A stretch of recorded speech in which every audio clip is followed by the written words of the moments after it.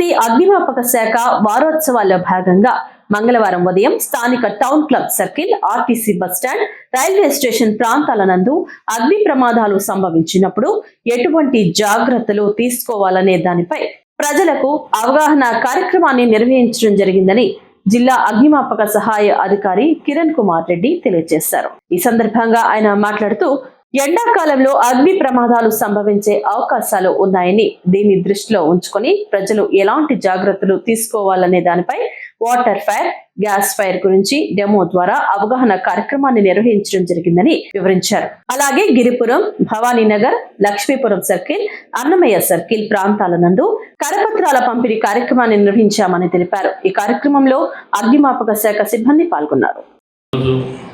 అగ్నిమాపక శాఖ వారోత్సవాల సందర్భంగా రెండవ రోజు ఈరోజు తిరుపతి నగరంలోని ముఖ్య కూడళ్ళు అనగా RTC bus stand, railway station, town club circle ఇటువంటి ముఖ్య కూడళ్ళలో ప్రజలకు అగ్ని ప్రమాదాల పట్ల అవగాహన కల్పించుటకు తిరుపతి అగ్నిమాపక కేంద్రం వారు ఈరోజు వాటర్ డెమోస్ నిర్వహించడం మరియు గ్యాస్ ఫైర్స్ అయితే ఎట్లా ఆపాలనే దాని మీద అవగాహన కల్పించడం మొదలైన అవగాహన తరగతులు నిర్వహించారు.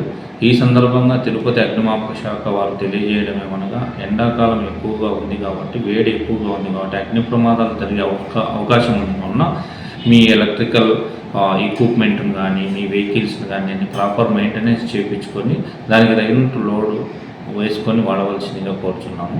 తిరుపతి అగ్నిమాపక కేంద్రం తరపు నుంచి thank you. Assistant district fire officer Kiran Kumar Reddy, Tirupati fire station.